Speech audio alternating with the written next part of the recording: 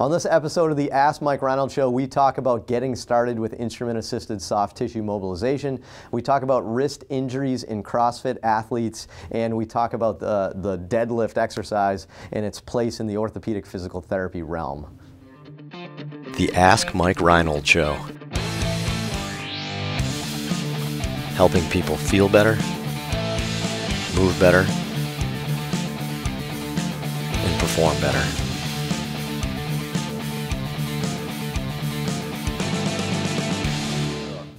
Welcome back, everybody, to the Ask Mike Reinold Show. I'm up here, champion PT and performance in Boston. Lenny Macrina, Dan Pope, Dave Tilley, our student extraordinaire from Stony Brook, Jojo Koplow, here to ask us some fantastic questions. Take it away, Jojo. Madison from Virginia. Hi, Mike. I've been listening to your show over the past couple of months. As I finish up the last few months of PT school, I heard you and your team talk frequently about instrument-assisted soft tissue mobilization and how positively it has impacted your treatments with patients. As a poor student looking to learn more about this technique, are there any readings or videos you suggest for self-teaching oneself how to perform basic IASTM before I begin working and am able to take CU? So, Madison? Yes. Madison. So good one. So Urson Religioso and I put together a program online at IASTMtechnique.com. But I get it. That still costs money, right? It's pretty affordable. But the reason why we did that was because we're against the model of paying hundreds of dollars for a cert, paying thousands of dollars for tools and stuff like that. So we actually have a free kind of getting started guide for an instrument assisted. So this turned into an advertisement, which is great. I deserve it, right? I mean, we have a lot of episodes here, right? So, we have a free guide to getting started, where I think every PT in the world should download, right? I mean, it's not hard to start doing instrument assisted. So download it. There's some links on my website. I think we made a short code for it using bit.ly, so it's bit.ly, bit.ly/IASTM. But go there and you can download our free getting started guide. But I think you should. But thoughts on your guys? I mean, instrument assisted, it's not hard, right? Like, I mean, I feel like everybody should be doing it. Yeah, I think it's just you have to learn how to handle the tools and understand best body positions for someone to work on certain areas like side lying or whatever. Sometimes there's a lot more steps to active mobilizations that are really helpful too. So it's know the dangerous stuff, what not to use it on, and then kind of work your way up to the basics. Right, and knowing how to do the stupid things too, like if leaving somebody with welts of black and blues all over their back and stuff like that, right? It's easy to get started, right? There's tons of advanced training, but you shouldn't do that. Do it very long. Yeah. So check that out. Anyway, Jojo. Jenny from Rhode Island. This one's for Dan Pope. Dan Pope! Yes. We're not worthy. CrossFit God. But I like the baseball. The CrossFit God. New nickname for Dan Pope. The CrossFit God. Was that a burpee? Godfit. That was burpee. You want to do a pistol right here? I'm an outpatient PT working with a lot of CrossFit athletes. Recently, I've seen more and more wrist injuries, especially issues with TFCC and mid-carpal instability. These athletes tend to do fairly well, but I keep finding myself stuck, especially when progressing a snatch, false grip muscle up, or transitioning to weight bearing in a wrist extension position like handstand push-ups. Any advice on exercises or progressions, regressions to work mid-carpal stability or these specific movements? Also, what are your thoughts about wrist wraps with mid-carpal instability? Love it. It's a good one for Dan and Dave. That was a good one. We see this a lot. And even Dave's probably good for this one too, because he sees a ton of gymnastics that people have problems with wrist. It's super common. One thing that we talk about a lot is that sometimes the wrist ends up getting painful because there's a problem somewhere else, right? Something like a front rack is a good example. We talk about this a lot. So if someone has a big limitation in their elbow or shoulder or thoracic spine, they get extra motion from the wrist. Someone has problems in their shoulder, then the wrist ends up moving more and more. So I think a lot of times these instability issues, or people having this impingement or pain or TFC, whatever it is, TFCC problems, is probably stemming from another area, and the wrist ends up moving too much. And then you have problems with instability just because it's moving too much in general. The other piece is that people do need to have good range of motion within the wrist to perform these movements properly. So I think that for these guys, you probably do need to do some. I'm a big fan of self-mobilizations. I took a IAOM course before about the wrist and hand, and there are some great mobilizations to gain range of motion. You can't forget about the soft tissue work. We do a lot of soft tissue to the forearm. We also do some basic stretching for these folks. Staying away from some of the movements that bug them for a little bit to allow this pain to die down, and then addressing the other limitations. Maybe that's a lat restriction for overhead mobility. When people are starting to return back to training, I think it's okay to use something like a wrap. In my mind, we're starting to load that joint up a little bit, and it's a little bit sensitive, so adding something like a wrap or tape allows that joint to take a little less stress as you start to load it up. I just make sure over time you have a plan to slowly build that back up again.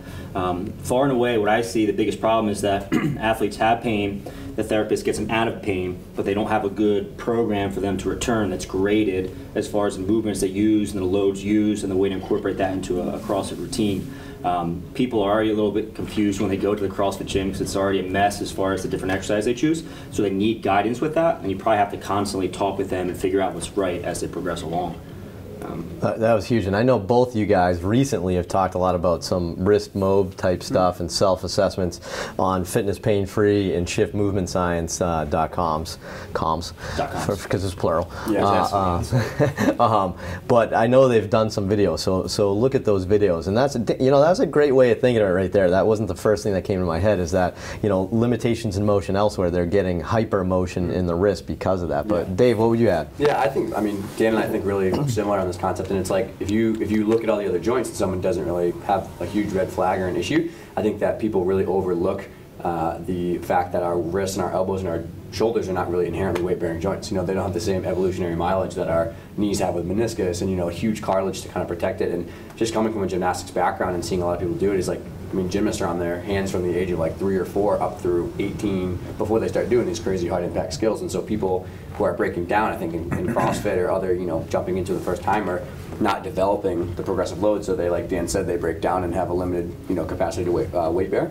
So I think that people really need to be intelligent about making sure that they're appropriately progressing gymnastics drills to their body weight can handle it. And I use the analogy that you wouldn't load up 60% of a push press in your body weight, right, and just start doing terrible form, pressing, because it would be like, wow, that doesn't look right. But people do the exact same thing in handstand push-ups. They just jump up and start like repping away these terrible technique handstands. Well, of course your wrist is going to hurt. You don't have any stacking technique. You don't have any capacity to bear weight, and it's just really kind of like haphazard the way you're approaching it. So. And crazy volume, exactly, like you said. Yeah. I just add, I'm not the CrossFit god. He has a great handstand. So I'm not, or the gymnastics god, but the TFCC injuries are common in baseball. So the other thing, biomechanically, I'll throw into the mix here is TFCCs are very similar to like the meniscus, right? You're going into a hyper extended position of the wrist and impinging your TFCC in a weight-bearing position. So you're going to end range of motion, excessive end range of motion, and putting like your body weight on it, like Dave said, and stuff like that. So you get almost think of it like a meniscus a little bit. So when you use a wrap or you tape their wrist or something like that, I think that's important, because what you're doing is you're actually taking away that last 10% of hyper range of motion where they're impinging their cartilage, because that's what's happening there. You're going to think this is biomechanical too, but like Dan said, if there's a mobility issue elsewhere, maybe that's why that's happening. Or maybe you have poor handstand stamina or like dynamic stability, like Dave mentioned, and by the end of the exercise you're just leaning on your passive static restraints, like your TFCC, because you don't have that strength and stamina of your forearm and wrist muscles to bear weight. Right. So it's interesting. So I think there's a bit of a biomechanical thing too. But awesome. JoJo, one more, right? Nick from Washington. What are major advantages and disadvantages of deadlifting in an orthopedic setting? I work with one PT who is adamantly against deadlifts, but I think it's one of the better functional strength activities in weightlifting. So I guess we're still in a day and age where PTs are adamantly against deadlifts. Adamantly. They'll hurt their backs.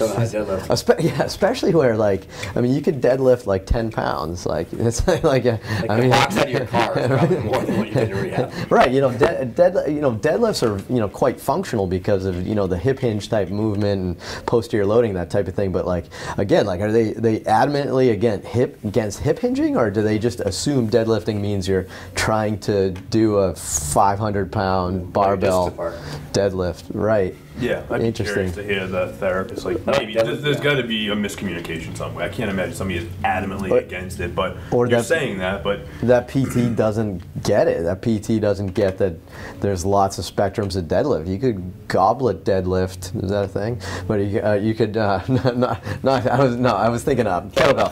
Kettlebell. I'm like that something didn't click with me. You could kettlebell deadlift like 25 pounds. Something like that. And groceries. That's it's like picking up something from the floor. I think that's functional. I always joke about this, and this came up at camp last week too. Is people are so quick to blame exercises or blame sports or blame stuff. It's like you would be like if you deadlifted in CrossFit, right, in a workout, and you like hurt your back, right? Like, oh, CrossFit's so bad for you, deadlifting's bad for you. But if you went to Home Depot and picked up a thing, huge bag, and it hurt your back, you would be like, oh, Home Depot's dangerous. You got to watch out. Right? It's not the same thing. People have to see that it's like maybe it's bad for the person at that time, right. Or maybe they're not appropriate because of somewhere in their rehab. It's fine, but inherently saying any dangerous movement, I don't know. I just feel like there's never an always or never. Yeah, and you're not having them deadlift in their garage, right? Yeah. Like Dan does. Like it's. Do you have a squat rack in your garage? Well, I did. I don't have a garage now. It's in the living room. All my favorite fitness pain-free videos are Dan just in a hoodie, like a beanie in the middle of winter with no shirt, just deadlifting. Like, dude, who is this dude? So that's the primal. It's like Wolverine. That's the orthopedic setting. But yeah, I think it's different. I mean, if it's properly coached, right, and you do that right, I think it's an important functional movement pattern. I think it's crazy to not do it. I'd be terrified if you didn't teach them how to get back to a basic hinge. Exactly, because maybe that's why they hurt themselves, because they don't know how to hinge. Yeah. So anyway, all right, you get it, right? Awesome. Well, thanks guys so much. Another awesome episode. Go to MikeReinold.com, click on the podcast link, and fill out that form to ask us more questions. But more importantly, go to iTunes, subscribe and review. Subscribe and review the podcast, because we actually read those. It's good. That's how we learned that Lenny was many people's favorite character on the show. He's the Lenny comes soon. the Kramer of the podcast. But thanks so much, guys. We'll see you guys on the next episode.